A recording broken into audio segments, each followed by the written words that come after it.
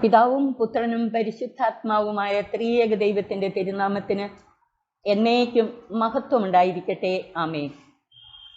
പ്രിയമുള്ളവരെ, വചനാധിഷ്ഠിത ആധ്യാത്മിക ദൈവശാസ്ത്ര ചിന്തകളിലൂടെ നമ്മുടെ കർത്താവിൻ്റെ തേജസ്കരണ തിരുനാളിനായുള്ള ഒരുക്ക ധ്യാനത്തിലാണല്ലോ നാം. ഇന്ന് നമ്മുടെ ധ്യാനത്തിനായി നൽകപ്പെട്ടിട്ടുള്ള സുവിശേഷ ഭാഗം വിശുദ്ധ ലൂക്കാ എഴുതിയ സുവിശേഷം 14-ാം അധ്യായം 25 മുതൽ 33 വരെയുള്ള വാക്യങ്ങൾ. ശിഷ്യത്വത്തെക്കുറിച്ചുള്ള വചനാധിഷ്ഠിതമായ ചിന്തകളാണ് ഈ സുവിശേഷ ഭാഗം നമുക്ക് നൽകുന്നത്. ശിഷ്യത്വത്തെക്കുറിച്ച് യേശു നൽകുന്ന പ്രബോധനങ്ങൾ 4 പ്രധാനപ്പെട്ട സന്ദേശങ്ങളാണ് ക്രിസ്തു ശിഷ്യത്വത്തിൻ്റെ പാതയിലൂടെ മുന്നേറുവാനായി ഈ സുവിശേഷ ഭാഗത്ത് നൽകിയിട്ടുള്ളത്. ഒന്നാമതായിട്ട്, സ്വന്തം പിതാവിനെയും മാതാവിനെയും ഭാര്യയെയും മക്കളെയും സഹോദരന്മാരെയും സഹോദരിമാരെയും എന്നല്ല, സ്വജീവനെ തന്നെയും വെറുക്കാതെ എൻ്റെ അടുത്ത് വരുന്ന ആരും എൻ്റെ ശിഷ്യനായിരിക്കുവാൻ സാധ്യമല്ല. ഈ സുവിശേഷ ഭാഗത്തിൻ്റെ അവസാന 33-ാമത്തെ വാക്യത്തിലും യേശു പറയുന്നു, ഇതുപോലെ തനിക്കുള്ളതെല്ലാം ഉപേക്ഷിക്കാതെ നിങ്ങളിൽ ആർക്കും എൻ്റെ ശിഷ്യനാവുക സാധ്യമല്ല. അപ്പോൾ ഒന്നാമതായിട്ട്, ശിഷ്യത്വത്തിൻ്റെ പാതയിൽ കർത്താവ് നമ്മോട് ആവശ്യപ്പെടുന്നത് നമ്മുടെ സ്വന്തമായിട്ടുള്ള എല്ലാം, സ്വന്തക്കാരെയും നമ്മെ തന്നെയും ത്യജിക്കാതെ നമുക്ക് കർത്താവിനെ അനുഗമിച്ച് കർത്താവിൻ്റെ ശിഷ്യരായിരിക്കുവാൻ സാധ്യമല്ല. രണ്ടാമതായിട്ട് യേശു പറയുന്നത്, സ്വന്തം കുരിശു വഹിക്കാതെ എൻ്റെ പിന്നാലെ വരുന്നവന് എൻ്റെ ശിഷ്യനായിരിക്കുവാൻ സാധ്യമല്ല. ജീവിതയാത്രയിൽ വരുന്ന ക്ലേശങ്ങളും ദുരിതങ്ങളും സഹനങ്ങളുമെല്ലാം രക്ഷാകരമാക്കിക്കൊണ്ട് യേശുവിൻ്റെ പിന്നാലെ ക്രൂശിതനായ ക്രിസ്തുവിനെ നാം അനുഗമിക്കണം.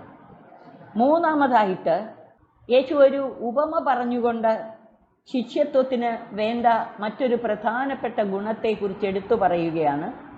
ഗോപുരം പണിയാൻ ഇച്ഛിക്കുമ്പോൾ അത് പൂർത്തിയാക്കാൻ വേണ്ട വക തനിക്കുണ്ടോ എന്ന് അതിൻ്റെ ചെലവ് ആദ്യമേ തന്നെ കണക്കുകൂട്ടി നോക്കാത്തവൻ നിങ്ങളിൽ ആരുണ്ട്? അല്ലെങ്കിൽ 20,000 ഭടന്മാരോടുകൂടെ തനിക്കെതിരെ വരുന്നവനെ 10,000 കൊണ്ട് നേരിടാൻ സാധിക്കുമോ എന്ന് ആദ്യമേ തന്നെ ആലോചിക്കാതെ മറ്റൊരു രാജാവിനോട് യുദ്ധത്തിന് പോകുന്നത് ഏത് രാജാവാണ്? യേശു പറയുന്നത്, ശിഷ്യത്വത്തിൻ്റെ പാതയിൽ കർത്താവിനെ അനുഗമിക്കുന്നതിന് മുമ്പ് അതിനായി സമർപ്പണത്തിന് നാം തയ്യാറാണോ? ഒരുക്കമുണ്ടോ? ശരിയായ ബോധ്യത്തോടു കൂടെയാണോ അവനെ അനുഗമിക്കുന്നത്? അല്ലെങ്കിൽ അവൻ്റെ പിന്നാലെ ഇറങ്ങിത്തിരിച്ചിട്ട് പിന്തിരിയേണ്ടി വരും. കലപ്പയ്ക്ക് കൈവച്ചിട്ട് പിന്തിരിഞ്ഞ് നോക്കുന്നവൻ എനിക്ക് യോഗ്യനല്ലെന്നാണ് യേശു പറഞ്ഞിട്ടുള്ളത്. അപ്പോൾ ക്രിസ്തുവിൻ്റെ ശിഷ്യനാവുക, അതിന് ഞാൻ കൊടുക്കേണ്ടി വരുന്ന വിലയെക്കുറിച്ച് എനിക്ക് ബോധ്യമുണ്ടായിരിക്കണം. നിസ്സാരമല്ല ക്രിസ്തു ശിഷ്യനായിരിക്കുക എന്ന് പറയുന്നത്. അപ്പോൾ ശിഷ്യത്വത്തിൻ്റെ പാതയിൽ യേശുവിനെ അനുഗമിക്കുവാൻ അതിനുവേണ്ടി കൊടുക്കേണ്ടി വരുന്ന വില കൊടുക്കാൻ ഞാൻ തയ്യാറാണോ? ഈ ബോധ്യമുണ്ടായിരിക്കണം. നാലാമതായി യേശു പറയുകയാണ്, ഉപ്പ് നല്ലത് തന്നെ, എന്നാൽ ഉറകെട്ടുപോയാൽ അതിനെങ്ങനെ ഉറ കൂട്ടും? മണ്ണിനോ വളത്തിനോ അത് ഉപകരിക്കുകയില്ല, ആളുകൾ അത് പുറത്തെറിഞ്ഞു കളയുന്നു. എന്തിനാണ് യേശു ഇവിടെ ഈ ഉപ്പിൻ്റെ ഉപമ പറഞ്ഞത്? ശിഷ്യന് ശിഷ്യത്വത്തിൻ്റെ ഗുണങ്ങളുണ്ടാകണം. ഉപ്പിന് ഉപ്പിൻ്റെ ഗുണം വേണം. ഉപ്പിൻ്റെ ഗുണം, ഉപ്പ് രസമില്ലെങ്കിൽ അതിനെ വലിച്ചെറിയാനേ കൊള്ളാവൂ, മറ്റൊരു പ്രയോജനവുമില്ല. ഇതുപോലെ ക്രിസ്തു ശിഷ്യർക്ക് ശിഷ്യത്വത്തിൻ്റെ ഗുണങ്ങളില്ലെങ്കിൽ അവർക്ക് ക്രിസ്തു ശിഷ്യരായിരിക്കാൻ സാധ്യമല്ല എന്ന് യേശു പറയുകയാണ്. ഇന്നത്തെ ലേഖന ഭാഗം കൂടെ ഇതോടൊപ്പം നമുക്ക് ചിന്തയ്ക്ക് വിഷയമാക്കാം. വിശുദ്ധ പൗലോസ് കൊറിന്ത്യക്കാർക്ക് എഴുതിയ 1-ാം ലേഖനം 10-ാം അധ്യായം 31 മുതൽ 11 വരെയുള്ള വാക്യങ്ങൾ. ഈ ലേഖന ഭാഗത്തും യഥാർത്ഥ ക്രിസ്തു ശിഷ്യർക്കുണ്ടായിരിക്കേണ്ട ഗുണങ്ങളാണ് എടുത്തു കാട്ടുന്നത്. ശ്ലീഹ പറയുകയാണ്, ഒന്നാമതായിട്ട് നിങ്ങൾ എന്ത് ചെയ്താലും അവ ദൈവമഹത്വത്തിനായി ചെയ്യണം. ഭക്ഷിച്ചാലും പാനം ചെയ്താലും മറ്റെന്തെങ്കിലും പ്രവൃത്തികൾ ചെയ്താലും ഇതെല്ലാം ദൈവമഹത്വത്തിനായി ചെയ്യണം. രണ്ടാമതായിട്ട് നിങ്ങൾ ആർക്കും ദ്രോഹം ചെയ്യരുത്. യഹൂദർക്കോ ഗ്രീക്കുകാർക്കോ ദൈവത്തിൻ്റെ സഭയ്ക്കോ ആർക്കും തന്നെ ദ്രോഹമൊന്നും ചെയ്യരുത്.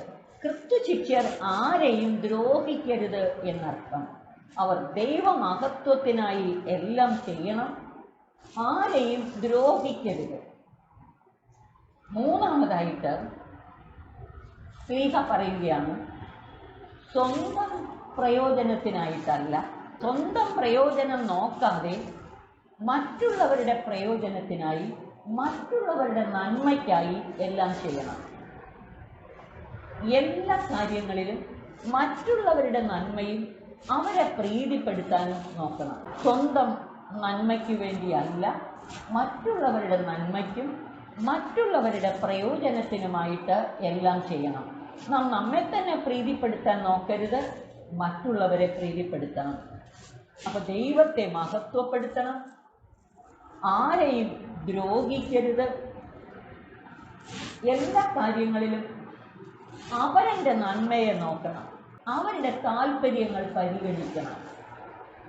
നാലാമതായിട്ട് ശ്ലീഹ പറയുകയാണ്, ഞാൻ ക്രിസ്തുവിനെ അനുകരിക്കുന്നത് പോലെ നിങ്ങൾ എന്നെ അനുകരിക്കുവിൻ. 11:1. ഞാൻ ക്രിസ്തുവിനെ അനുകരിക്കുന്നത് പോലെ നിങ്ങൾ എന്നെ അനുകരിക്കുവിൻ. അതായത് എല്ലാ കാര്യങ്ങളിലും